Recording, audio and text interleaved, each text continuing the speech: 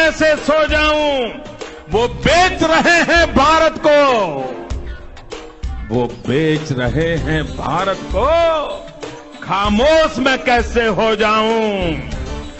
मैंने कसम उठाई है, मैंने कसम उठाई है, मैं देश नहीं बिकने दूंगा, मैं देश नहीं बिकने दूंगा। నమస్తే ఫ్రెండ్స్, నా పేరు తులసి చందు. ముందుగానే మీ అందరికీ ఒక డిస్క్లైమర్. ఇది వైజాగ్ స్టీల్ ఫ్యాక్టరీ ప్రైవేటైజేషన్ మీద చేస్తున్న వీడియోనే కానీ ఇందులో నేను ఎక్కువగా మాట్లాడబోయేది మాత్రం గుజరాత్ రాష్ట్రంలో ఉండే ఒక ప్రభుత్వ రంగ సంస్థ గురించి. ఎందుకు అంటే ఆ ఒక్క సంస్థను నిలబెట్టడం కోసం అనేక వ్యవస్థల్ని పడగొట్టడం జరిగింది. మరీ ముఖ్యంగా మన ఆంధ్రప్రదేశ్ రాష్ట్రానికి ఆ సంస్థకు సంబంధం ఉంది కాబట్టి మనం ఖచ్చితంగా తెలుసుకొని తీరాలి. అప్పుడు కానీ పాలకుల రంగు రుచి చిక్కదనం ఏంటో మనకు బోధపడదు. So let's go into it. Instead of politicians, let the monkeys govern the countries, at least they will steal only bananas. రాజకీయ నాయకుల కంటే దేశాన్ని కోతుల చేతిలో పెట్టడం మేలు. అవి మహా అయితే అరటి పళ్ళను మాత్రమే దొంగిలిస్తాయి. మహమ్మద్ మురాద్ ఎల్డన్ అనే ఒక తుర్కిష్ రైటర్ చెప్పిన కొటేషన్ ఇది. ప్రజల ఆస్తుల్ని ఖాళీ చేసే ఏ దేశ పాలకులకైనా ఈ కొటేషన్ వర్తిస్తుంది. అమెజాన్, ఫ్లిప్కార్ట్ లాంటి వెబ్సైట్లు కానీ లేకపోతే కొన్ని రకాల షాపింగ్ మాల్స్ కానీ ఒకేసారి ఉన్న సరుకంతా అమ్మేయడానికి కొన్నిసార్లు క్లియరెన్స్ సేల్స్ పెడుతుంటారు. ఈ మధ్య కాలంలో మరీ ఎక్కువగా పెడుతున్నారు. Same to same central government కూడా పబ్లిక్ సెక్టార్లో ఉండే కంపెనీలన్నీ ఇప్పుడు ఇట్లాంటి క్లియరెన్స్ సేల్లో పెట్టి అమ్మేస్తోంది అనడానికి ఎట్లాంటి సందేహం లేదు. ఇలా అమ్మేస్తున్నారేంటి అంటే ప్రధానమంత్రి ఏమో ప్రభుత్వం ఉండేది బిజినెస్ చేయడానికి కాదు అందుకే అమ్మేస్తున్నామంటారు. ఆర్థిక మంత్రి ఏమో మేము పక్కా బిజినెస్ చేస్తున్నాము, నష్టాలు భరించలేం కాబట్టి అమ్మేస్తున్నాము అంటున్నారు. Government has no business to be in business. Selling for it to be continuing in business because I can't run it efficiently. One, two, I don't have more money. సాధారణంగా మనకి ఏదైనా చాలా అవసరం పడి కనీసం అప్పు కూడా ఎక్కడ పుట్టకపోతే ఇల్లు కానీ పొలం కానీ ఇతర ఆస్తులు ఏవైనా అమ్ముకోవాలి అని చూస్తాం కదా. అప్పుడు కూడా సగటు మనిషి అయితే విలవిల్లాడిపోతాడు. మరి దేశానికి ఉండే ఆస్తులు ఈ ప్రభుత్వ రంగ సంస్థలే కదా. వాటిని క్యూలో నిలబెట్టి వరుసగా అమ్మేస్తున్నారు అంటే అది దేశం కోసమేనా, భవిష్యత్తు తరాల బాగు కోసమేనా? స్వాతంత్రం వచ్చిన తర్వాత ఒక్కో ప్రధానమంత్రి కొన్ని ప్రభుత్వ రంగ సంస్థల్ని కూడబెడితే అవి మొత్తం 300 సంస్థలు అయ్యాయి. వాటిలో 10 మహారత్న కంపెనీలు, 14 నవరత్న, 74 మినీ రత్న కంపెనీలు ఉన్నాయి. తొలి ప్రధాని జవహర్లాల్ నెహ్రూ 32 పబ్లిక్ సెక్టార్ యూనిట్లను ఏర్పాటు చేస్తే ఇందిరాగాంధీ 66 సంస్థల్ని దేశానికి ఇచ్చారు. మొరార్జీ దేశాయ్ ఒక 9, రాజీవ్ గాంధీ ఒక 16, విపి సింగ్ ఒక 2 కంపెనీలను ఏర్పాటు చేశారు. ఆర్థిక సంస్కరణల ఆద్యుడిగా మనం చెప్పే పివి నరసింహారావు కూడా 14 సంస్థల్ని ఈ దేశానికి ఇచ్చారు. వాజ్పేయి, ఇదే బీజేపీ గవర్నమెంట్ కి సంబంధించిన వాజ్పేయి 17 ప్రభుత్వ రంగ సంస్థల్ని దేశం ఖాతాలో చేర్చారు. అలాగే 7 సంస్థల్లో కొన్ని వాటాలు నమ్మడం ద్వారా ప్రైవేటైజేషన్ వైపు అడుగులు వేసింది కూడా వాజ్పేయి. మన్మోహన్ సింగ్ హయాంలో 7 ప్రభుత్వ రంగ సంస్థలు ఏర్పడ్డాయి. 3 సంస్థల్లో మాత్రం ప్రభుత్వ వాటాల్ని కొద్ది శాతం మేర ప్రైవేటైజ్ చేశారు. మరి ప్రధాని నరేంద్ర మోదీ ఎన్ని ప్రభుత్వ రంగ సంస్థల్ని ఏర్పాటు చేశారో తెలుసుకునే ముందు ఆయన గుజరాత్ ముఖ్యమంత్రిగా ఉన్నప్పుడు కొన్ని మాటలు అన్నారు. అవి మనం ఇప్పుడు ఖచ్చితంగా గుర్తు చేసుకోవాలి. ఒకసారి మీరు చూడండి. मैंने कसम उठाई है, मैंने कसम उठाई है, मैं देश नहीं बिकने दूंगा. ఇలా చెప్పిన ప్రధాని నరేంద్ర మోదీ ఈ 7 ఏళ్ల కాలంలో ఎన్ని ప్రభుత్వ రంగ సంస్థలను ఏర్పాటు చేశారో తెలుసా? గుండు సున్నా, ఒక్కటి కూడా లేదు. కానీ 7 ఏళ్లలో 23 ప్రభుత్వ రంగ సంస్థల్ని అమ్మి పారేశారు. ఇదొక రికార్డ్ అని కూడా మనం చెప్పుకోవచ్చు. మొత్తం 100 సంస్థల్ని అమ్మాలి అని చెప్పి టార్గెట్ పెట్టుకున్నారు. ఈ ఆర్థిక సంవత్సరంలో 1,75,000 కోట్లు రాబట్టడానికి 28 సంస్థల్ని మార్కెట్లోకి తెచ్చి వేలానికి పెట్టినట్టు పెట్టారు. గతంలో వాజ్పేయి కానీ, పివి నరసింహారావు కానీ, మన్మోహన్ సింగ్ కానీ చేసిన ప్రైవేటైజేషన్ కు ఇప్పుడు మోదీ చేస్తున్న దానికి ఏమైనా తేడా ఉందా అంటే చాలా తేడా ఉంది. అసలు సంబంధమే లేదని చెప్పాలి. ఎందుకంటే అప్పుడు ప్రభుత్వ వాటాలని కొద్దిగా మాత్రమే అమ్మారు. వాళ్ళకి అవసరమైనప్పుడు కొద్ది శాతం మేర అమ్మారు అంటే ఆ సంస్థల్లో ప్రభుత్వానికి వాటా ఉంటుంది, వాటి మీద ప్రభుత్వ అజమాయిషీ ఉంటుంది. అంటే అక్కడ పనిచేసే ఉద్యోగులు ఎవరికి వాళ్ళ ఉద్యోగ భద్రతకి ఎట్లాంటి డోకా ఉండదు. మరి ఇప్పుడు జరుగుతున్నది ఏంటంటే బంగారు గుడ్లు పెట్టే బాతుని ఒకేసారి కోసుకొని తినడం. అంటే 100కు 100% ప్రభుత్వ వాటాలని అమ్మేయడము, మొత్తం తెగనమ్మడం అని చెప్పాలి. ఎందుకంటే ఒక్కసారి అమ్మేసిన తర్వాత ఆ ఆస్తులపై కానీ, అక్కడ ఉన్న ఉద్యోగులపై కానీ, అక్కడ జరిగే వ్యవహారాలపై కానీ ప్రభుత్వానికి ఆ సంస్థలకి ఎలాంటి సంబంధం ఉండదు. మరి నష్టాలు వస్తున్నాయని చెప్పో ప్రభుత్వం ఉన్నది వ్యాపారం చేయడానికి కాదనో అమ్మేస్తున్నారు కదా.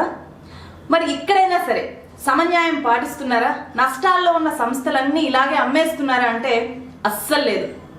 పోరాడి సాధించుకున్న వైజాగ్ స్టీల్ ఫ్యాక్టరీని ఎలా అమ్మేస్తారు అని చెప్పి ఈ మధ్య పార్లమెంట్లో ఎంపీ రామ్మోహన్ నాయుడు ఒక గుజరాత్ సంస్థ గురించి చెప్పారు. అది చాలా మంది వినుంటారు కానీ మళ్ళీ ఒకసారి వినండి. GSPC, which has been a SIC unit, ONGC acquired 80% of Gujarat State Petroleum Corporation for nearly 8,000 crores. ONGC even pays 1,300 crores. So this attitude is being shown to PSUs in Gujarat. Why not to the plants in Vizag? Why this stepmotherly treatment? The central government talks about one nation, one election, one nation, one ration, and so many things which should be in one nation, one constitution. I demand for one nation, one justice. Senior journalist Murthy తన TV చర్చల్లో ఇదే అంశాన్ని చాలా సార్లు లేవనెత్తారు. అది బాగా viral అయింది. అది కూడా ఒకసారి చూడండి. జిఎస్పిసి నష్టాల్లో ఉంటుందని నమ్మలేదండి. దాంతో ఓఎన్జీసీతో పెట్టుబడులు పెట్టించారు. గుజరాత్ వాడికి ఇష్టమా? అదేనే అంటున్నా, గుజరాత్ తల నేను తోక. నా బతికెప్పుడు తోకే కదా, నా రాష్ట్రమే కదా తోక. గుజరాత్ ఎప్పుడు తలే. ఏం గుజరాత్ నష్టం వస్తే ఎందుకు అమ్మారన్నా? ప్రైవేటైజేషన్ ఒకటైతే జిఎస్పిసి కూడా అమ్మాలి. పాలసీ కేంద్రం అంతా ఒకటైతే జిఎస్పిసి అమ్మాలి. దాంతో ఎందుకు పెట్టుబడులు పెట్టించారు? నాదాన్ని ఎందుకు అమ్మిస్తానంటున్నారు? Gujarat state petroleum corporation GSPC ఏంటి సంస్థ? కేంద్రానికి అంత స్పెషల్ అంటే అవును, మామూలు స్పెషల్ కాదు, భయంకరమైన స్పెషల్. దాని గురించి రాస్తే రామాయణం అంత పెద్ద గ్రంథం అవుతుంది, తీస్తే బాహుబలి అంత పెద్ద సినిమా అవుతుంది. ఆ కథ ఏంటి? వైజాగ్ స్టీల్ ఫ్యాక్టరీ గురించి చేస్తున్న ఈ వీడియోలో GSPC గురించి ఎందుకు చెప్తున్నాను? నిజంగా తెలుసుకోవాలి అనే ఆసక్తి ఉంటే మాత్రమే మిగిలిన వీడియో చూడండి. లేకపోతే ఎందుకమ్మా మాకు ఇదంతా పెద్ద బోరింగ్ సబ్జెక్టు అంటే మాత్రం ఇక్కడితో ఆపేయచ్చు. మీరు ఫిక్స్ అయ్యారు కదా, ఓకే రెడీ. మరి మనం ఇప్పుడు ఫ్లాష్ బ్యాక్లోకి వెళ్ళాలి. మామూలు ఫ్లాష్ బ్యాక్ కాదు, 16 ఏళ్ళ వెనక్కి వెళ్ళాలి. కాబట్టి జస్ట్ మనం స్క్రీన్ కలర్ని కొంచెం మారుద్దాం. ఎస్, అది 2005వ సంవత్సరం జూన్ 26 ఆదివారం. అంతా రిలాక్స్డ్గా ఉన్నారు. గుజరాత్కు నరేంద్ర మోదీ రెండోసారి ముఖ్యమంత్రిగా పనిచేస్తున్న రోజులవి. ఆ రోజు మోదీ ఒక సంచలన ప్రకటన చేస్తారు అని చెప్పి మీడియాను పిలిచారు.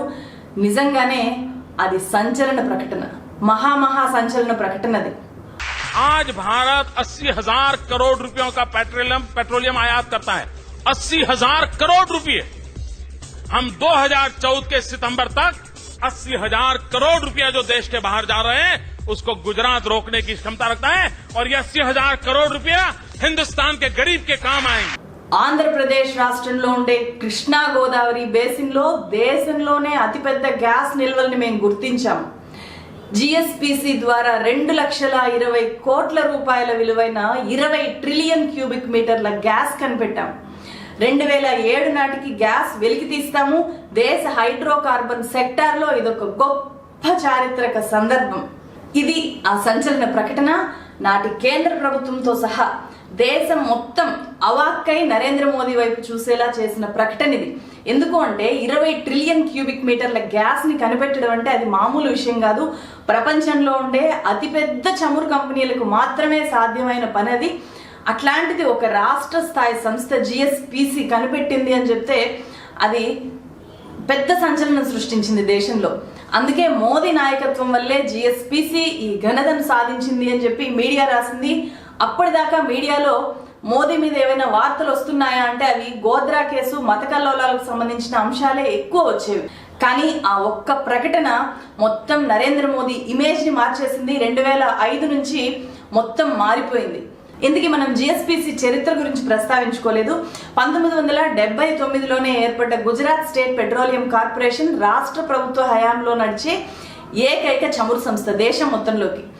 మనం విశాఖ ఉక్కు, ఏపీ హక్కు అని ఎంత గర్వంగా చెప్పుకుంటామో గుజరాతీలు ఈ జిఎస్పిసిని ముకత్ మనీ అంటారు. కేజీ బేసిన్ లో గ్యాస్ నిక్షేపాలు కనిపెట్టిన తర్వాత GSPC Narendra Modi mark Gujarat model గా అవతరించింది. మొట్టమొదటి మోడల్ గా ప్రొజెక్ట్ చేశారు దీన్ని. అప్పటిదాకా గుజరాత్ మోడల్లో అనే మాట వినిపించలేదు. ఇది గుజరాత్ మోడల్ గా వచ్చిన మొట్టమొదటి company. Led to the establishments of GSPC. And then we raced past several milestones. And Gujarat is fortunate to have a dreamer, a visionary, who has the courage to take calculated risks and the grit to go that extra mile.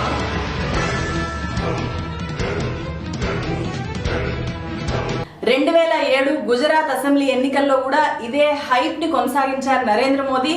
GSPC చేసిన పరిశోధనని, కనిపెట్టిన చమురుని చాలా highlight చేస్తూ చెప్తూ వచ్చారు ప్రచార సభల్లో కూడా.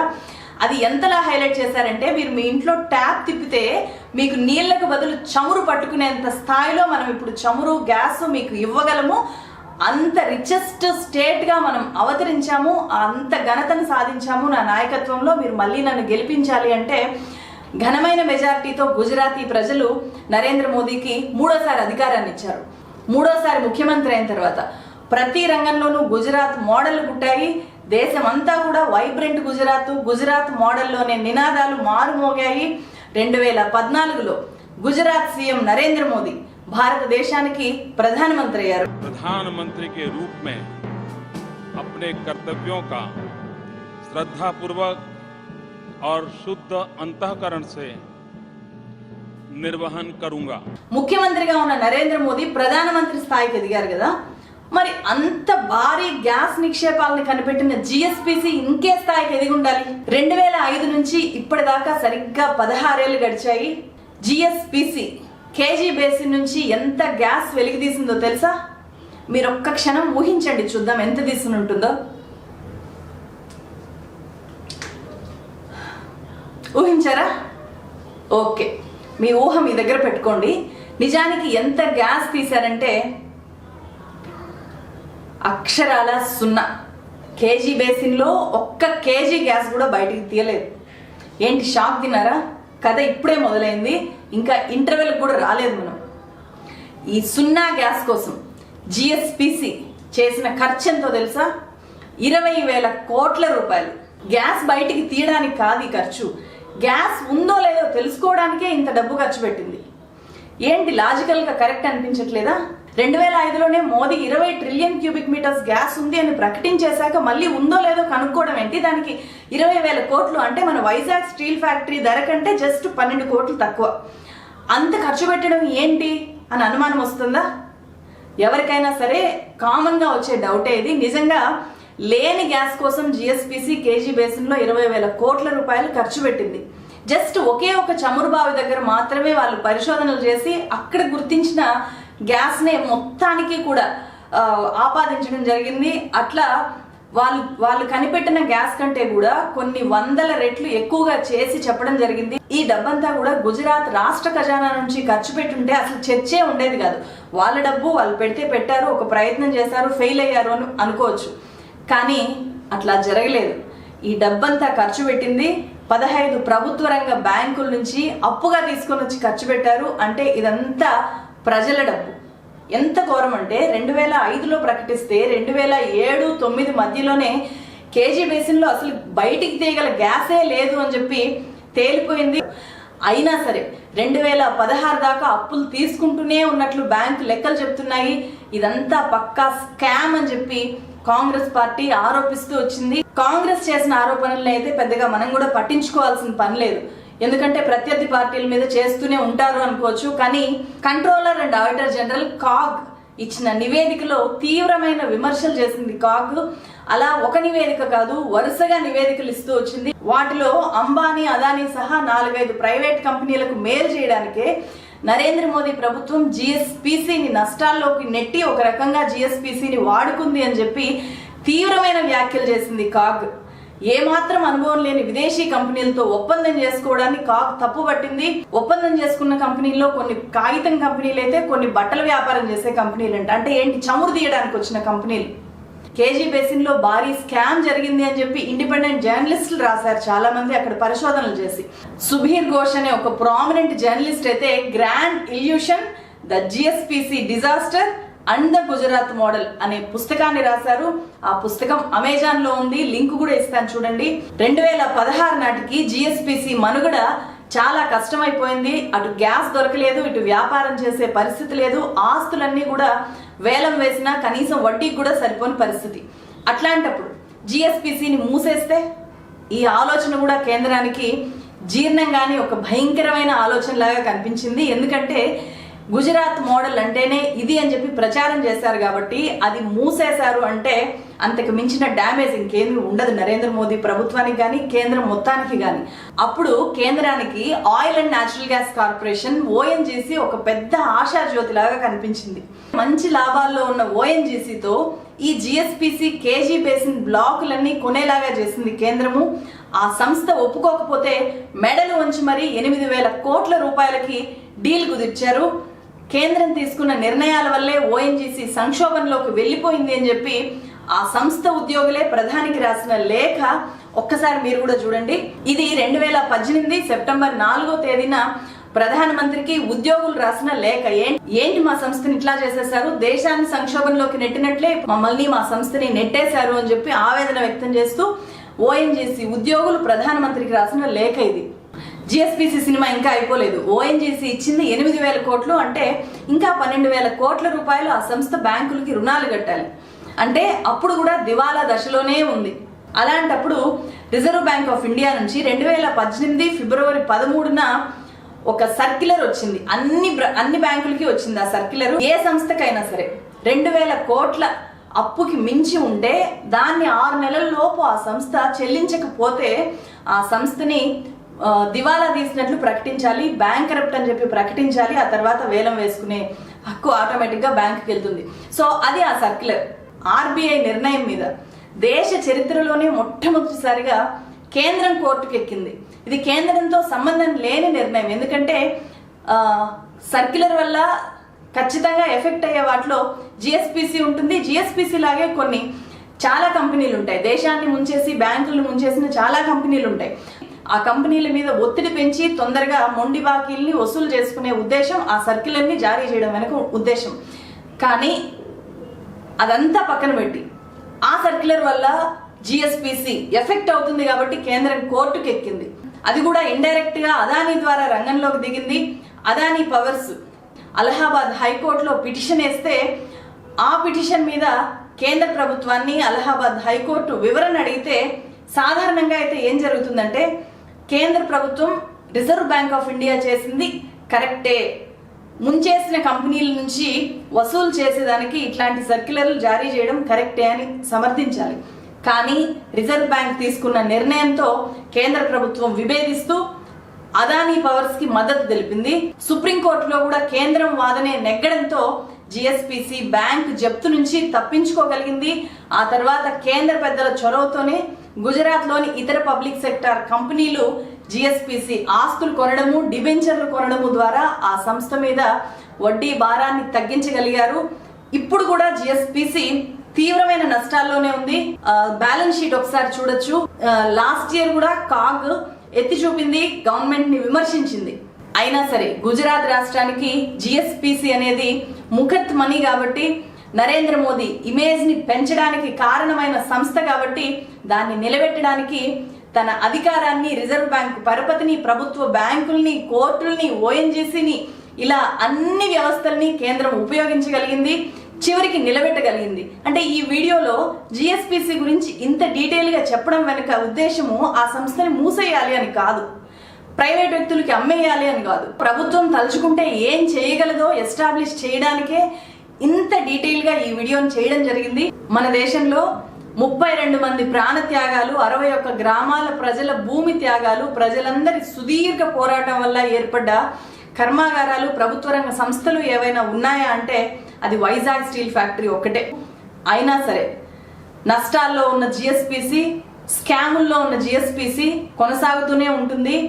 Vizag steel factory మాత్రము ప్రైవేటైజ్ అయ్యే జాబితాలో చేరింది. ప్రైవేటైజేషన్ కి సిద్ధం చేస్తున్నారు. ఇప్పటికే క్యూలో నిలబెట్టారు.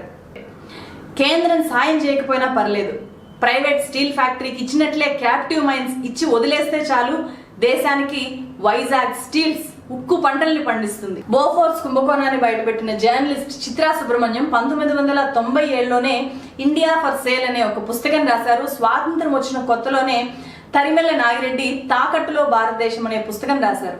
నిజానికి అప్పుడు భారతదేశాన్ని ఈ స్థాయిలో ప్రైవేట్ పరం చేయలేదు, చేయాలనే ఆలోచన కూడా ఏ ప్రధానమంత్రి చేయలేదు. అందుకే ఇప్పుడు ఆ పుస్తకాలని అప్డేట్ చేసి తిరగ రాసుకోవాలి. కాకపోతే వాటికి ఒక ట్యాగ్ లైన్ తగిలించాలి, దేశం కోసం ధర్మం కోసం ప్రైవేటైజేషన్ అని చెప్పి. ఇది ఇవాళ వీడియో. ఫ్రెండ్స్, మీకు ఏమాత్రం అవకాశం ఉన్నా ఛానల్ గ్రూప్ లో చేరాలి అని చెప్పి నేను రిక్వెస్ట్ చేస్తున్నాను. ఎందుకంటే ఇండిపెండెంట్ జర్నలిస్టులు బలంగా నిలబడాలి అంటే మీలాంటి ప్రతి ఒక్కరి సపోర్టు నాకు అవసరం. కాబట్టి ఛానల్ ఇంప్రూవ్మెంట్కి మీరిచ్చే ఆ చిన్న చిన్న మొత్తాలు ఎంతో హెల్ప్ అవుతాయి. కాబట్టి అవకాశం ఉన్న వాళ్ళు ఖచ్చితంగా చేరండి అని చెప్పి రిక్వెస్ట్ చేస్తున్నాను. మరో మంచి వీడియోతో మళ్ళీ కలుస్తాను. Thank you so much.